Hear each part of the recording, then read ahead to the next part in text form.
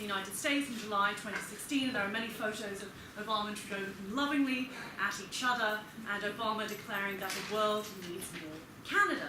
But in the United States as well, this is not a phenomenon solely of the Democrats, but indeed also of further left people such as Bernie Sanders, Jill Stein. I had a bizarre experience in which I merely tweeted that I paid nothing for my EpiPen, which is, if you're allergic to nuts, that's your injection, anaphylactic shock, only to discover when I woke up the next morning that Bernie Sanders and Jill Stein herself had decided that this was evidence of the beauty of Canada. Jill Stein didn't follow me, I was quite disappointed.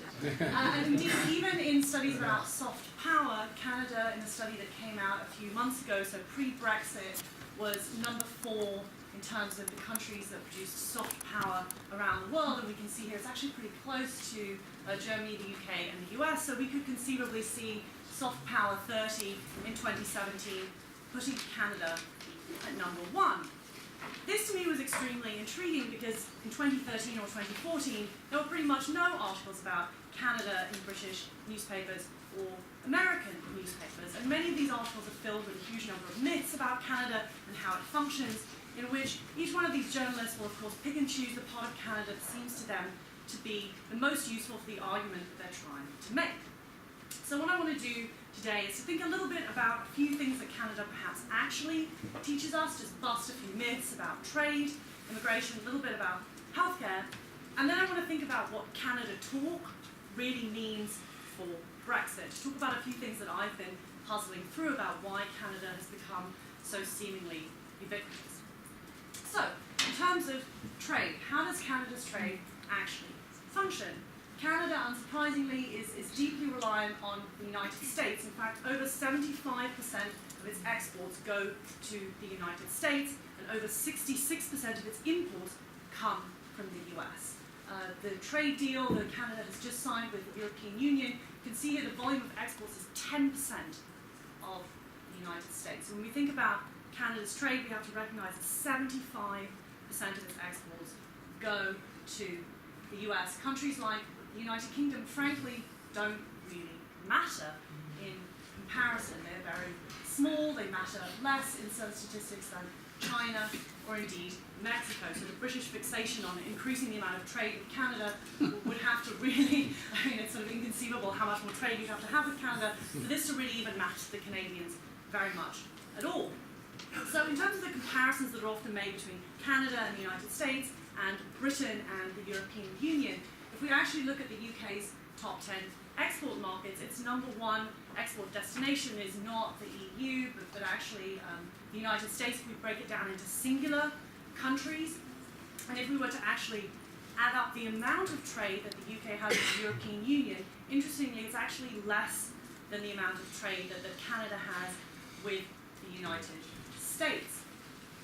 Here we can see it's actually gone down in percentage terms since 2000. It's gone down to about 46.9% in terms of goods, but then there's also the question of services as well. So in terms of the world total of the UK's exports, it's under 50%, and here in terms of imports, it's just over 50%. So the Canadians are far more reliant on the US than the British actually are on the European Union, interestingly. One of the models that has been held up in terms of Canada has been the CETA deal, which, as many of you know, has actually been surprisingly contested, which is very difficult for people like Boris Johnson, Liam Fox, or David Davis, because if it's contested to create the CETA deal, then it's a bit hard to imagine Canada Plus, as they claim, will occur, because of the European inability or difficulties in actually creating these sorts of trade deals, both in terms of the length of time to negotiate them and the possibility for regions like Wallonia to undermine the ability of the European Union to sign these deals. As Chrystia Freeland, who's the Trade Minister of Canada, said, if the European Union can't seamlessly create a deal with a country like Canada where we share all of these values, how can they possibly create trade deals with anybody else? At a certain point in October, she was crying about the prospect of this deal being busted.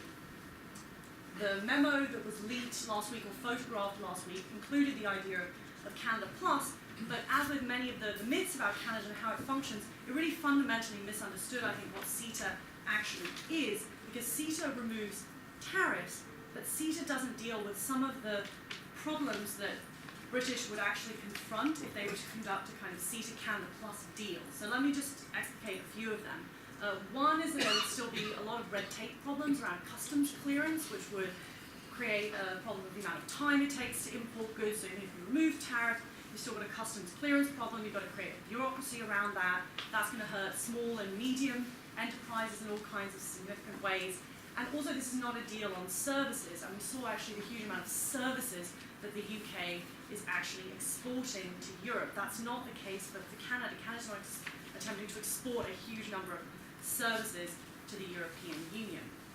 Martin Sandbu from the Financial Times actually estimated, looking at Norway, which is one of the other models, that Norway, by not joining customs union in 1995 and being able to export services, missed out on up to 6% of its productivity growth.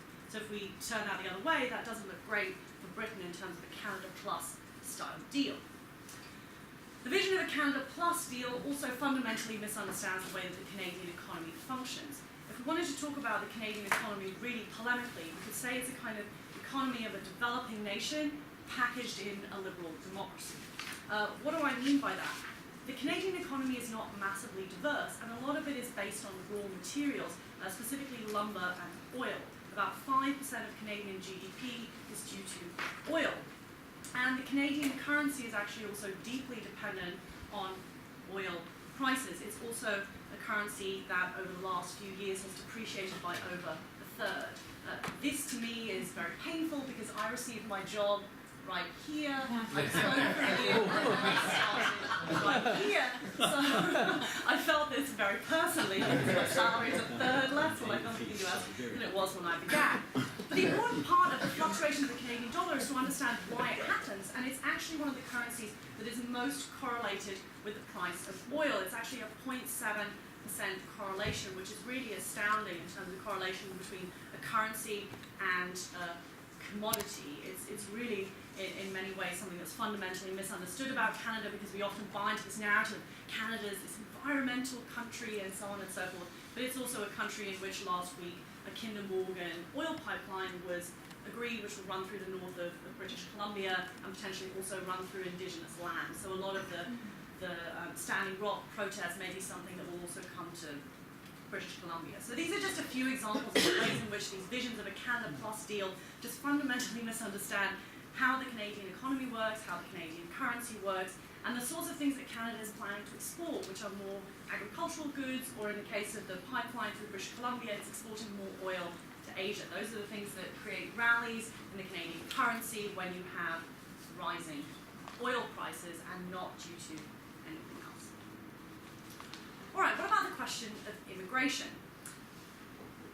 There were some people like Boris Johnson who praised the idea of points-based immigration systems, namely in Australia and Canada. But these were mostly touted without really any understanding of the amount of immigration in both Canada and Australia. Australia's population has about 23% of the people living there who were not born in Australia. And here are the statistics for Canada. At the moment, 20.6% of the people who live in Canada were not born in Canada. This was a fact that was not revealed when points-based systems were discussed. I think one of the other interesting things to point out about Canada is, of course, that they've actually always had a huge percentage of the population, back since 1871, that was in fact not born in Canada. It's always been above 10% and quite frequently above 15%. Of course, the composition of those immigrants has changed radically over time, whether it's coming from Britain, Ireland, Ukraine, Germany, and more recently from places like China, India, Haiti, and so on and so forth. It's of course quite regionally distributed because most of the people coming from French-speaking places go to Quebec, and others will go to other parts of Canada. People from somewhere like Ukraine will tend to go to more farming areas like Alberta and so on. But the point here is that Canada, for a very long time, since Confederation in 1867, has been a country where there's a really significant percentage of the population that are, in fact, foreign-born.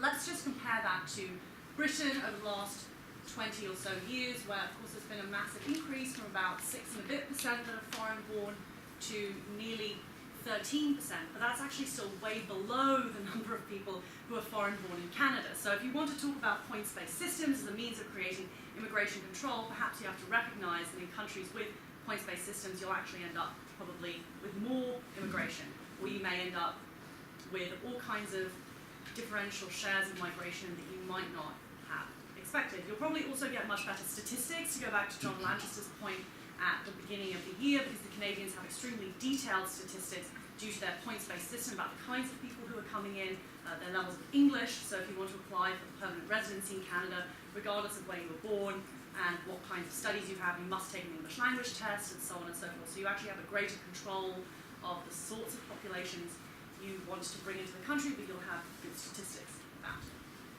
Okay, just in terms of healthcare, very briefly, the Canadian healthcare system is massively praised by people like Bernie Sanders, Jill Stein, and so on and so forth, but they fundamentally have no idea how the Canadian healthcare system works, because they think that it's socialized medicine, but it's actually a single-payer system, so it's not got a huge amount of expenditure. They're right in that. It is less expenditure than in the US, but it's actually, as a result of being a single-payer system, partially privatized in some of the provinces. So in British Columbia, for example, which is a much more conservative province, the provisions for healthcare are much less quote-unquote socialized than they are in a place like Quebec. So if you're thinking about sort of prescription drugs that you can receive, depending on the province in which you live, it can be radically different.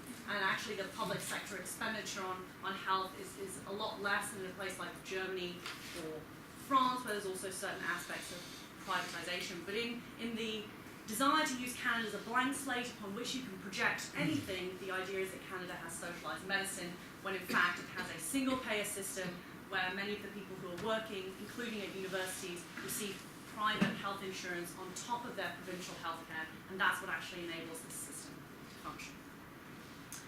Okay, so let me then, in the third part of this talk, actually reflect a little bit on what I think this Canada talk really means, because I'm not sure that it ever has much to do with Canada itself or in trying to understand Canada, because I've given you pretty basic facts about Canada that you can find by just looking on the statistics website of the Canadian government, but these are rarely facts that pop up in any of the articles written about Canada.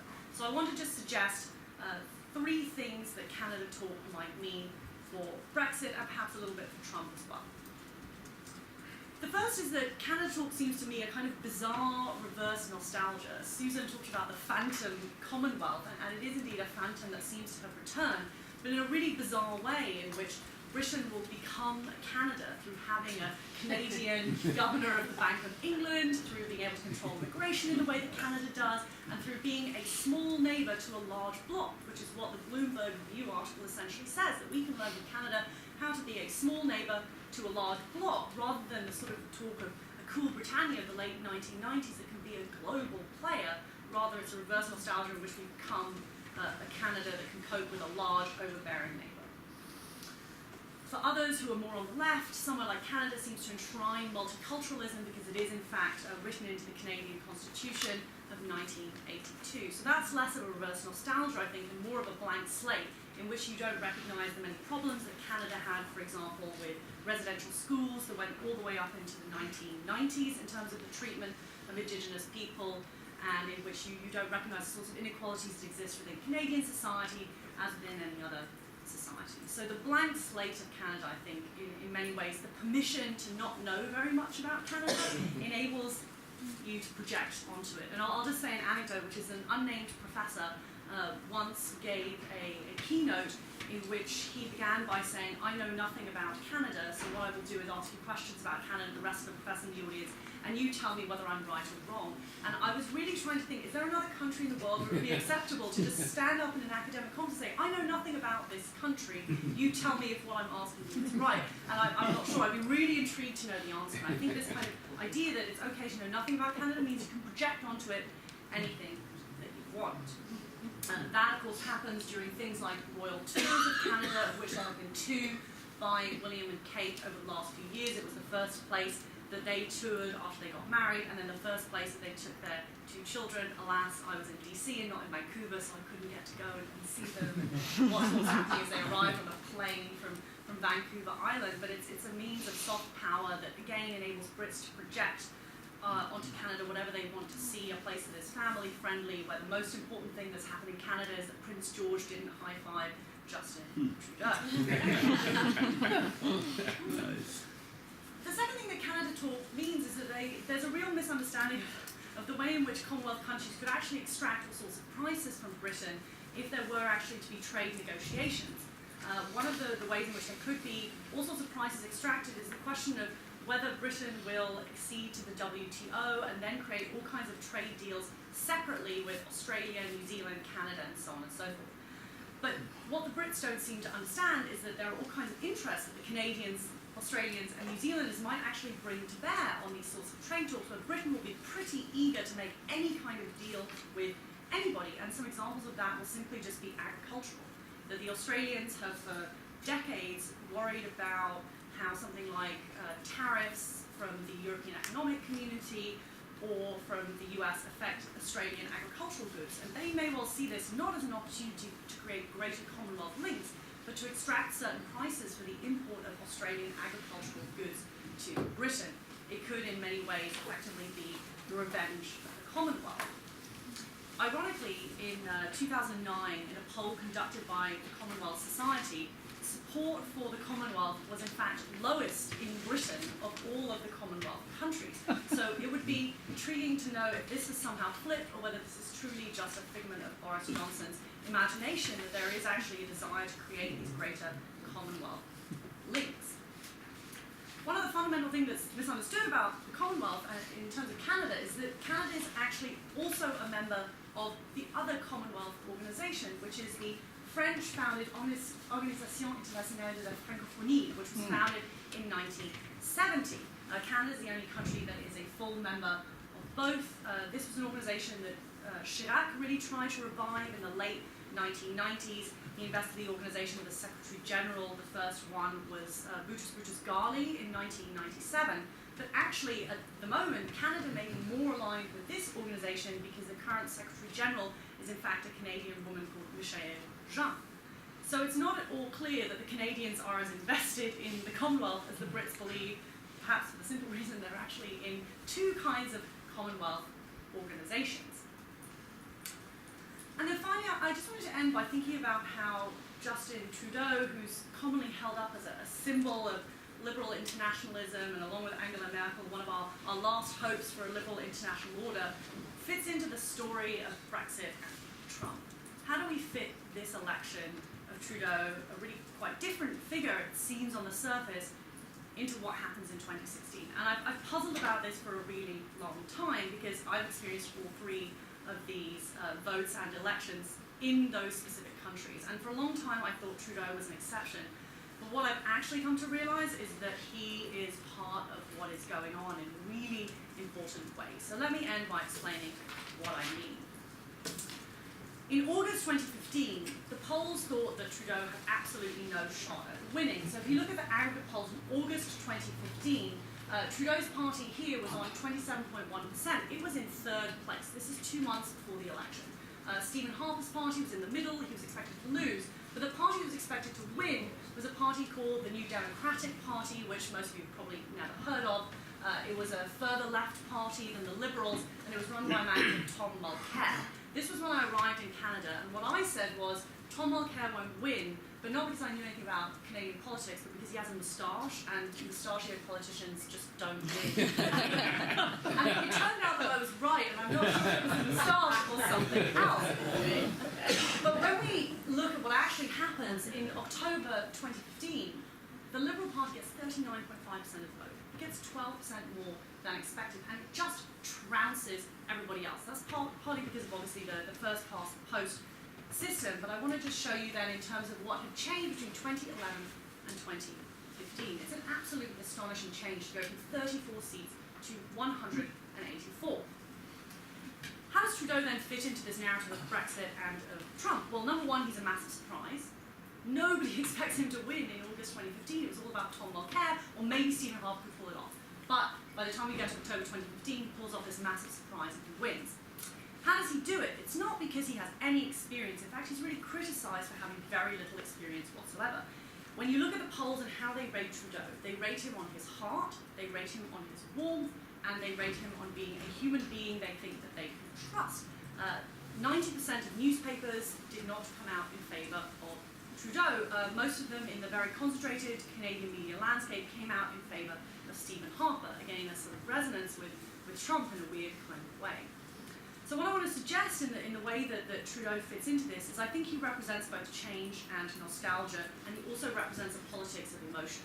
It was not about experience, it was about somebody that the electorate felt would be a better leader. They spoke with their hearts and not with their heads. He represented change, a new kind of party, but he also represented nostalgia because his father had of course been Prime Minister of Canada in the 1970s, and in that way I think he represents a very, very different but allied version of a kind of take back control, make America great again. A person who's both change and nostalgia, whose warmth was more important than any kind of political experience. There's a great deal that I think we can learn from that, and I think then some optimism that we can gain that this doesn't always go in the Brexit and Trump direction, rather it can go in the Trudeau direction as well. Thank you very much.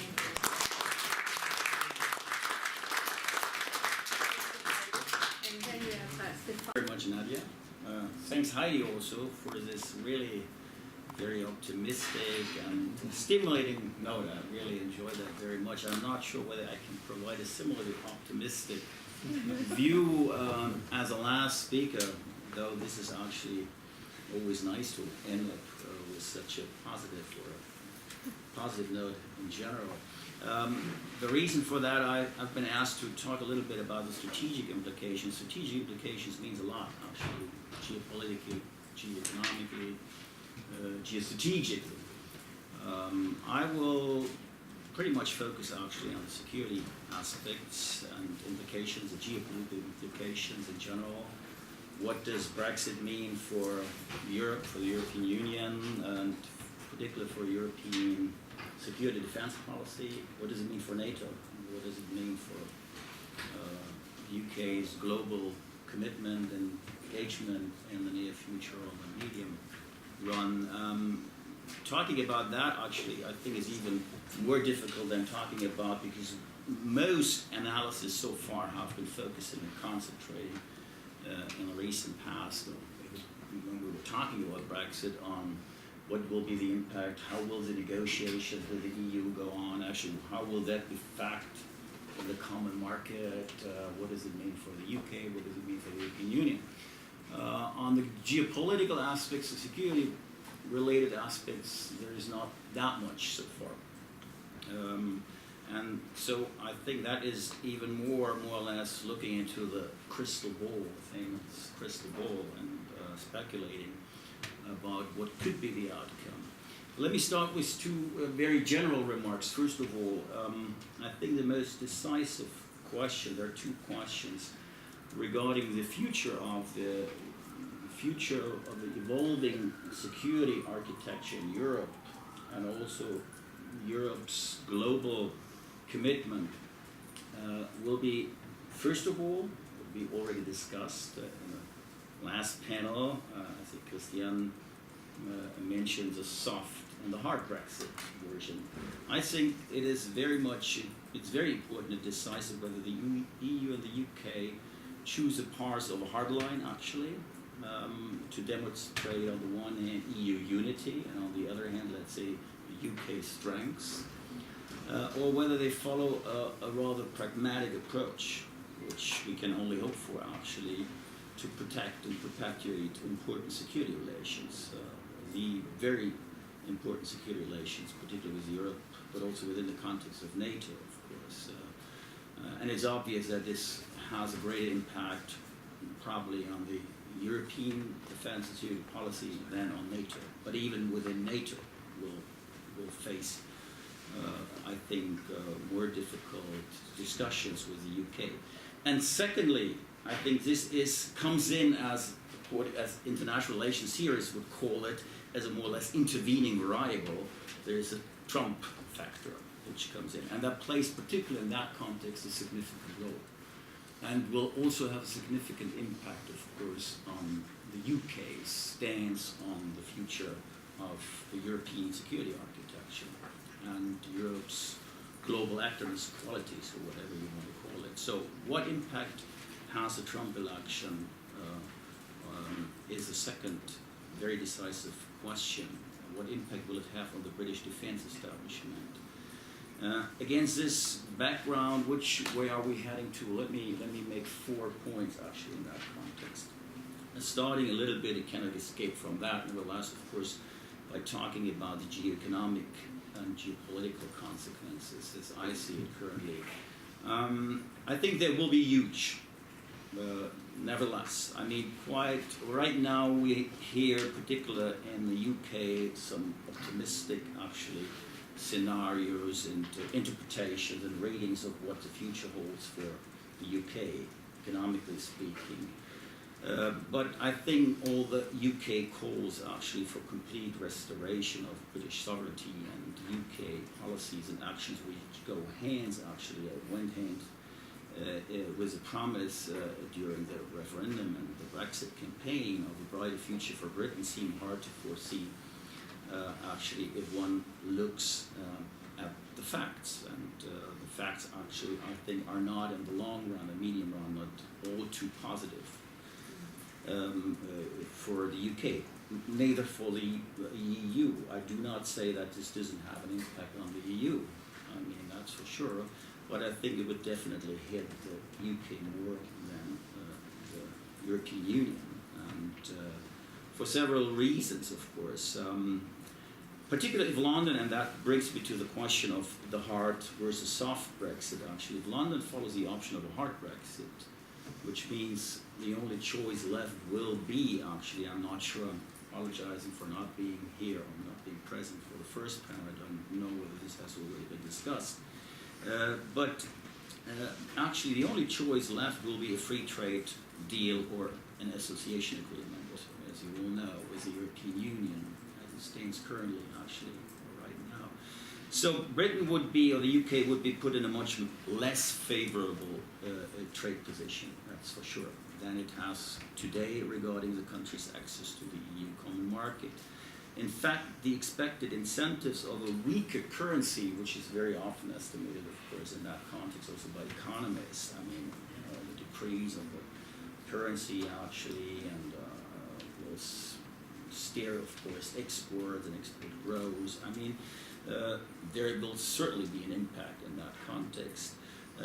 But I think the idea of the export competitiveness, more or less compensating for the losses in terms of GDP, as most estimates, most analysis so far show, in the medium run, I think will be rather to the disadvantage of the UK. Even as the UK, I think it's very important, Heidi mentioned it also briefly, and it was also mentioned on another panel actually. Even as UK today, mostly, we should not forget that export services, not goods any longer. This has changed tremendously in the recent past, and that mostly, by the way, also to non-EU markets. This is also very important to keep in mind. And even as the internal market for goods, again, today is far less significant for the UK than it is for other countries. I think it's currently about 5% of the GDP, compared to 7% for Britain's export to non-EU countries. I think, and after all, and that's what also Heidi's figures proved, I think 50%, roughly almost 50% share of the UK's exports and imports on the EU side still is quite significant, and nothing we should underestimate in that context. So, but there are two more things actually in that context which we have to worry about, I think, even more, and that is what the UK has to worry about, really has to worry about, I think, is the financial services. Of course, we do not know how that works out in the end. We know that France, of course, and also Germany and other countries as well are trying hard, of course, to somehow, get a hold on that in terms of, we can never replace London, but of course it will have an impact, and they're already positioning themselves in that context. So 1/3 of the UK's total services exports actually, and 2/3 of the overall services surplus that the UK needs actually to pay for its deficits on goods, and there is a deficit actually, and this is quite significant. This is a success, or this success in that regard is a result, at least in part, of the UK's EU membership and its access to the European financial markets. This famous passport you all know about, financial passport for the UK on the European market. And secondly, the second issue I think which the UK has to worry about is, and we have to worry about actually, what is equally worse, is that Brexit would make the UK's future trade negotiations, we should not forget and underestimate that, with third country partners more difficult in the medium run, as Brexit will certainly diminish the UK's, of course, also diplomatic stature, let's say, in terms of hard and soft power. And that brings me to my second point. I really have my concern is actually also, and I'm not the only one, I think, is regarding the possible impact of the European security architecture, which comes from, of course, the prospects of a hard Brexit in terms of an indirect Brexit-induced economic decline of the UK. And this is at least likely, very likely, which will have an impact and could have an impact, of course, on the UK's British power and influence overseas.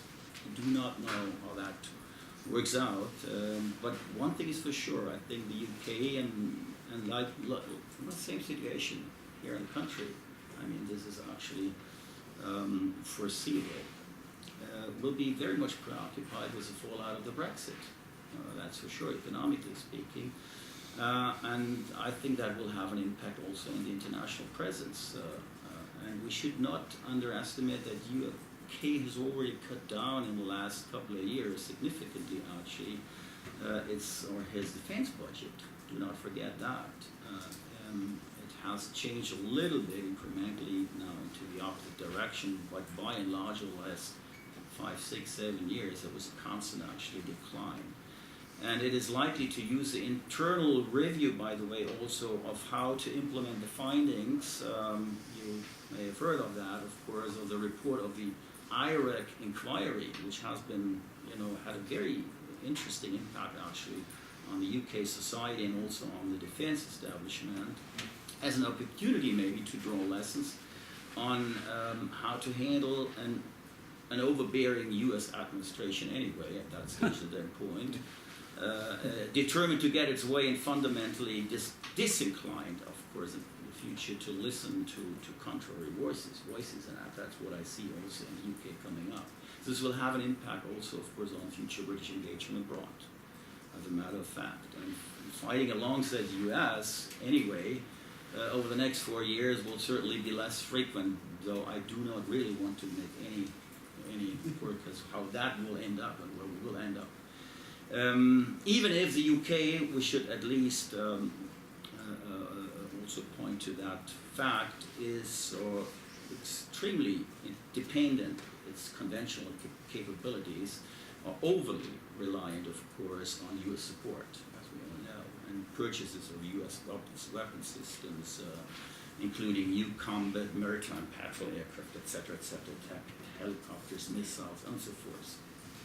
So we do not know. But there is a trend, there's a tendency, or has been in the recent years anyway, also for kind of UK decline with regard to its global commitment.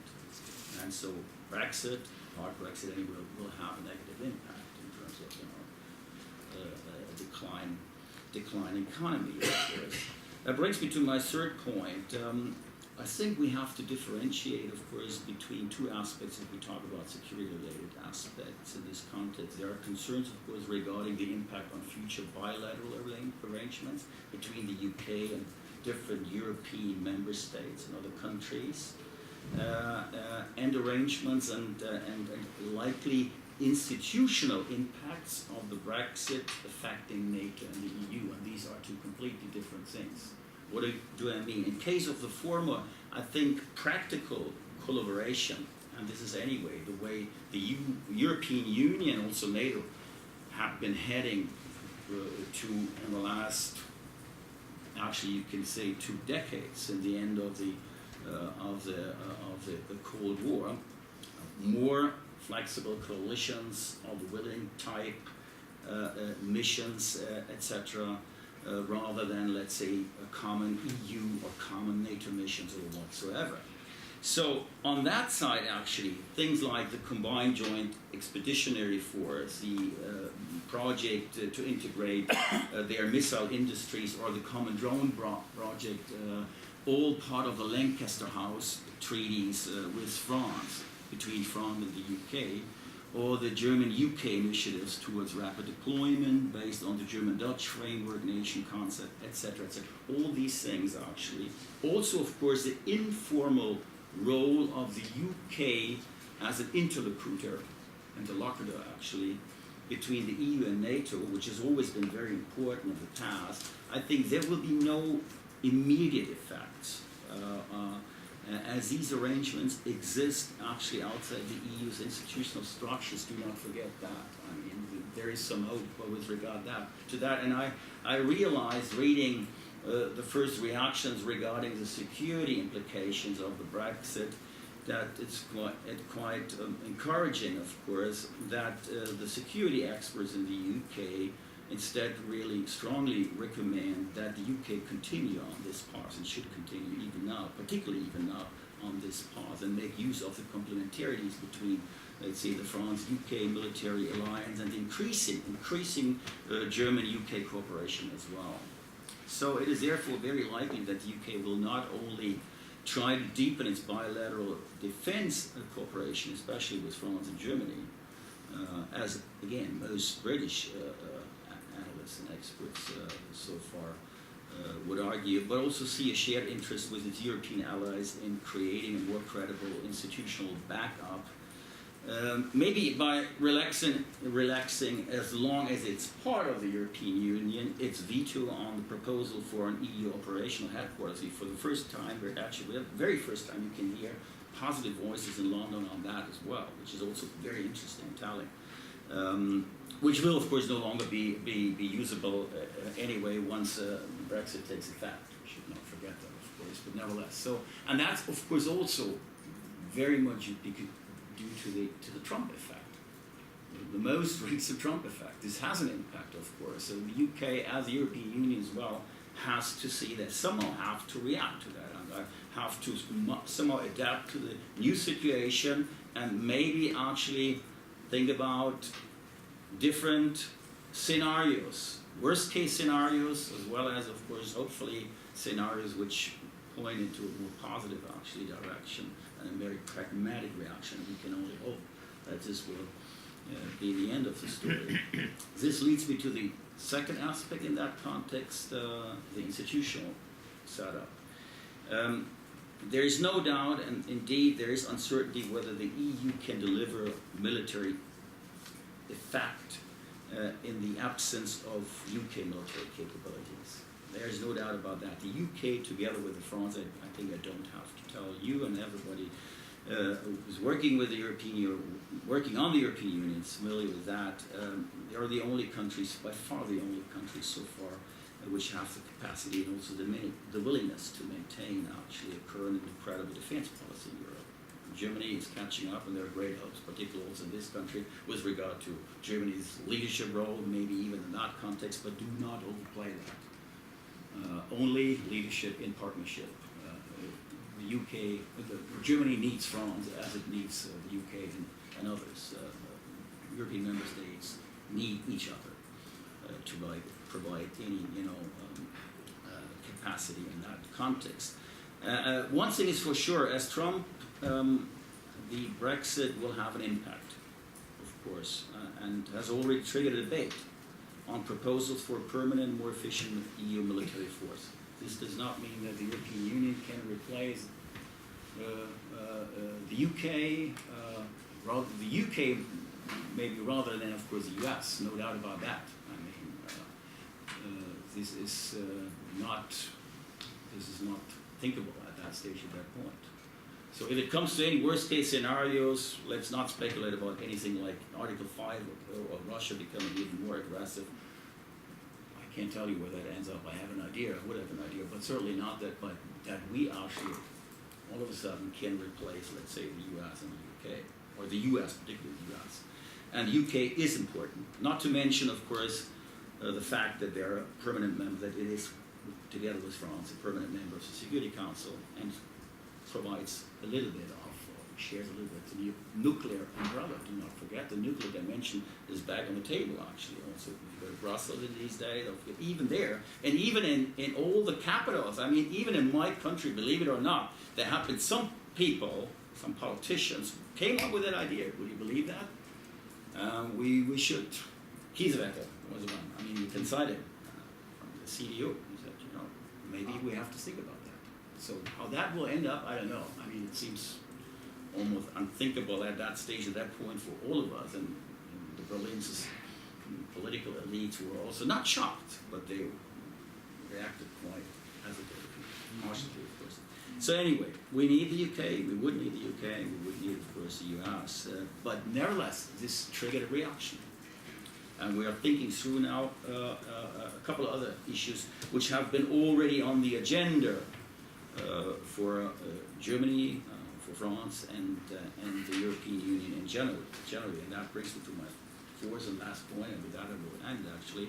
Either way, Brexit will have an impact on Franco-German relations. There's no doubt about that. It will, of course, provide a new triggering moment for this relationship, which will become even more indicative, actually, of the trajectory that European partners will choose in the future.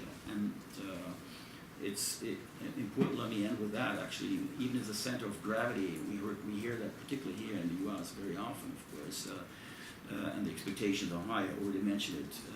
Even as the center of gravity may be shifting to Berlin, and Berlin is in a very pivotal role right now, Germany is a pivotal role in Europe. France pushes nevertheless still significantly for defense spending to be, for instance, taken out of deficit calculations, European Defense Fund that would allow European partners to pool more investment, and is still the one who's pushing, which is the one country which is pushing on that issue. But the interesting thing is that Germany, for the first time, even on these proposals, has been quite receptive. So I think this will have an impact, and I'm not going into detail because I do not have the time. I have to end here.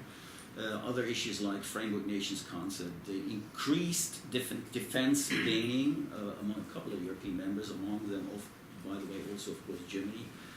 Germany seems to be very serious with regard to the 2% ceiling within NATO. And that's actually the point. There is for the first time an overwhelming consensus among the political elites from all parties except for the left and of course the FD. But basically that's the way we're heading. And even as I said, issues like the nuclear umbrella and component are back on the agenda because we have to think through all, you know, even the worst case scenario, what happens, I don't know. So with that, to conclude, in a global, now speaking again as economist, the global cost-benefit analysis, I would say actually, of the effects of Brexit for the UK and Europe and for the world, it is unlikely that the disappearance actually of the British veto and unwillingness to act within the European defence framework is enough to compensate actually for the loss of the British military force within the European Union. There's no doubt about that. This is, so that means we have to really find creative ways to work and to further current attack arrangements. That means we have to keep not only the UK, but particularly, of course, also the US on board. Whether we will succeed in that, I can tell you, but this will be the #1 task for the European Union in the months to come. Thanks for that. Thank you.